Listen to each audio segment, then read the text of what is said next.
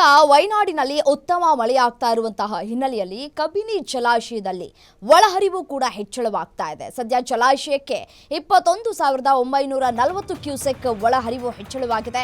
ಒಟ್ಟು 2,284 ಅಡಿ ಸಾಮರ್ಥ್ಯದ ಜಲಾಶಯ. ಈ ಒಂದು ಜಲಾಶಯದಲ್ಲಿ 2,26,775 ಅಡಿ ನೀರು ಸಂಗ್ರಹ ಆಗಿದೆ. ಒಟ್ಟು 19.52 ಟಿಎಂಸಿ ನೀರು ಸಂಗ್ರಹ ಸಾಮರ್ಥ್ಯ ಇರುವಂತಹ ಕಬಿನಿ ಡ್ಯಾಂ ಸದ್ಯ ಜಲಾಶಯದಲ್ಲಿ 10.61 ಟಿಎಂಸಿ ನೀರು ಸಂಗ್ರಹ ಆಗಿದೆ. ಪ್ರತಿ ವರ್ಷ ಮೊದಲ ಬಾರಿ ತುಂಬುವಂತಹ ರಾಜ್ಯದ ಜಲಾಶಯ ಎಂಬ ಹೆಗ್ಗಳಿಕೆಗೂ ಕೂಡ ಪಾತ್ರವಾಗಿದೆ. ಅತಿ ಹೆಚ್ಚು ಮಳೆಯಾಗ್ತಾ ಇರುವಂತಹ ಹಿನ್ನೆಲೆಯಲ್ಲಿ ಇದೀಗ ತುಂಬುವಂತಹ ಹಂತಕ್ಕೆ ತಲುಪಿರುವಂಥದ್ದು ಕಬಿನಿ ಜಲಾಶಯ. ಒಳಹರಿವು ಕೂಡ ಹೆಚ್ಚಳ ಆಗ್ತಾ ಇದೆ.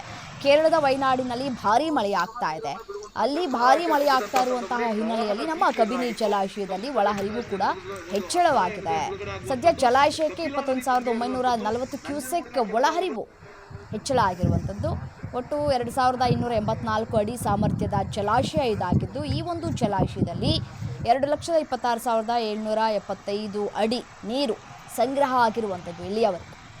ಒಟ್ಟು 19.52 ಟಿಎಂಸಿ ನೀರು ಸಂಗ್ರಹ ಸಾಮರ್ಥ್ಯವನ್ನು ಕೂಡ ಹೊಂದಿರುವಂಥದ್ದು ಈ ಒಂದು ಜಲಾಶಯ, ಕಬಿನಿ ಜಲಾಶಯ.